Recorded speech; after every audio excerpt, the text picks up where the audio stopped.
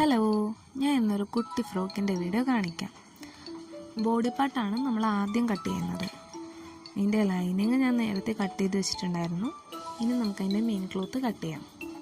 നമ്മൾ അത് വെച്ചിട്ട് മെയിൻ ക്ലോത്ത് കട്ട് ചെയ്തെടുക്കുകയാണ്. ആദ്യം തന്നെ നമ്മൾ ബാക്ക് പോർഷൻ കട്ട് ചെയ്ത് മാറ്റിയിട്ടുണ്ട്. അത് കഴിഞ്ഞിട്ട് ഇനി നമുക്ക് ഫ്രണ്ട് കട്ട് ചെയ്യാം. ഇതേപോലെ ഫോൾഡ് ചെയ്ത് വെച്ച് നമ്മൾ ഫ്രണ്ട് പോർഷനും കൂടി കട്ട് ചെയ്തെടുക്കുകയാണ്.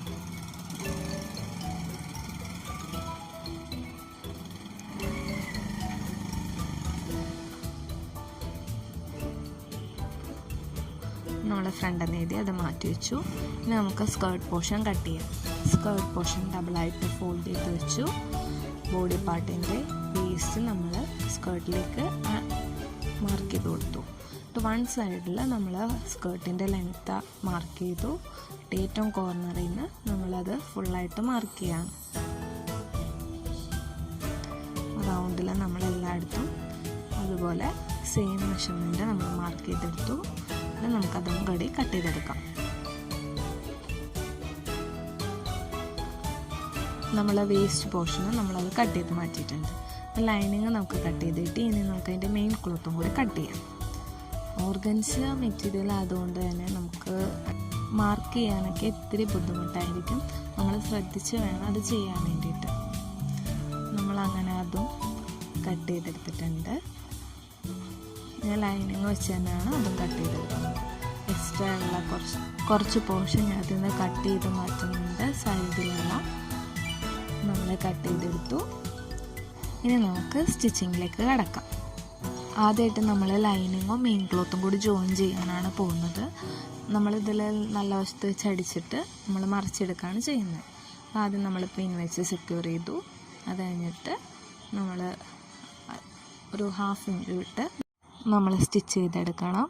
നമ്മൾ ശ്രദ്ധിച്ച് വേണം ഇത് ചെയ്യാൻ വേണ്ടിയിട്ട്. ഓർഗൻസ തുണിയായതുകൊണ്ട് തന്നെ തെന്നിപ്പോകാനുള്ള ചാൻസ് ഉണ്ട്. അതുകൊണ്ട് നമ്മൾ പിന്നൊക്കെ വെച്ച് സെക്യൂർ ചെയ്തിട്ടാണ് ചെയ്യേണ്ടത്. ഇനി നമുക്ക് എക്സ്ട്രാ നിൽക്കുന്ന പോർഷൻസ് നമുക്ക് അത് കട്ട് ചെയ്ത് മാറ്റാം. നമുക്ക് അതിൻ്റെ ആവശ്യമില്ല. അപ്പോൾ നമ്മൾ അതെല്ലാം കട്ട് ചെയ്ത് മാറ്റി നെക്കും നമ്മൾ ഇതിൻ്റെ കൂടെ കട്ട് ചെയ്ത് മാറ്റുന്നുണ്ട്. നമുക്ക് ഫ്രണ്ട് പോർഷൻ എടുത്ത് മാറ്റി വെക്കാം. നമ്മൾ ബാക്കാണ് സെയിം ഇതിൽ തന്നെ ചെയ്യുന്നത്. മെയിൻ ക്ലോത്ത് വെച്ചു, ലൈനിങ് വെച്ചു, പിൻ വെച്ച് സെക്യൂർ ചെയ്തു. എല്ലായിടത്തും നമ്മൾ എത്തുന്നുണ്ടോ എന്നൊക്കെ ചെക്ക് ചെയ്യണം കേട്ടോ. അത് കഴിഞ്ഞ് നമ്മൾ സെയിം ഇത് തന്നെയാണ് ചെയ്യുന്നത്. 1/2 ഇഞ്ച് വിട്ട് എല്ലായിടത്തും സ്റ്റിച്ച് ചെയ്യുന്നുണ്ട്. നെക്കും നമ്മൾ സ്റ്റിച്ച് ചെയ്ത് കൊടുക്കുന്നുണ്ട്. നമ്മൾ സ്ട്രെയിറ്റ് വി ആണ് ബാക്കിൽ കൊടുത്തിരിക്കുന്നത്. അത്യാവശ്യം ഇറങ്ങിയ രീതിയിൽ തന്നെയാണ് നമ്മൾ ചെയ്തിരിക്കുന്നത്. എക്സ്ട്രാ നിൽക്കുന്ന പോർഷൻസ് നമ്മൾ കട്ട് ചെയ്ത് മാറ്റുന്നുണ്ട്. നെക്കും കട്ട് ചെയ്ത് മാറ്റുന്നുണ്ട്. നമുക്ക് കറക്റ്റ് വി കിട്ടാൻ വേണ്ടിയിട്ട് ആ കോർണറിൻ്റെ ഭാഗത്തും ചെറുതായിട്ടൊന്ന് കട്ട് ചെയ്ത് വിടുന്നുണ്ട്. ശ്രദ്ധിക്കുക, നൂല് പൊട്ടിപ്പോരുത്. ഇനി നമുക്ക് സ്കേർട്ടിൻ്റെ ഹെം പോർഷൻ നമുക്ക് സ്റ്റിച്ച് ചെയ്യാം. ലൈനിങ് ആണ് നമ്മൾ ഫസ്റ്റ് സ്റ്റിച്ച് ചെയ്യുന്നത്. ഞാൻ ഇതേപോലെ 1 ഫോൾഡ് ഇട്ട് ഫസ്റ്റ് സ്റ്റിച്ച് ചെയ്യും. അതിനുശേഷം മാത്രമേ ഞാൻ ഡബിൾ ഫോൾഡ് ചെയ്യാറുള്ളൂ. എനിക്കതാണ് കുറച്ചുകൂടി നീറ്റായിട്ട് ഫീൽ ചെയ്തേക്കുന്നത്. നമ്മൾ രണ്ടാമത്തെ മടക്കി അതും നമ്മൾ സ്റ്റിച്ച് ചെയ്തെടുക്കുകയാണ്.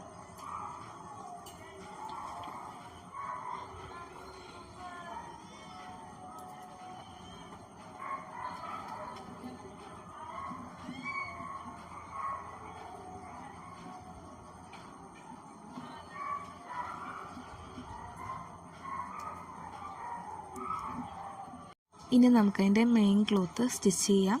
ഇതിൻ്റെ ഹെമ്മ് ഞാൻ പീക്കോ ആണ് ചെയ്തിരിക്കുന്നത്. അതാകുമ്പോൾ ഒരു വേവി ഫിനിഷിങ് നമുക്ക് ആ ഫ്രോക്കിൽ നമുക്ക് കിട്ടും. പിന്നെ നമ്മളിവിടെ ഫ്രില്ല് ചെയ്തെടുത്തിട്ടുണ്ട്. അതെന്തിനാന്നുള്ളത് നിങ്ങൾ ലാസ്റ്റ് നമുക്ക് കാണാം. ഇതിൻ്റെ ഫൈനൽ റിസൾട്ട് ഞാൻ ആഡ് ചെയ്ത് കൊടുത്തിട്ടുണ്ട്. അതിൽ നമുക്ക് എന്തിനാ ഫ്രില്ലെന്നുള്ളത് നോക്കാം.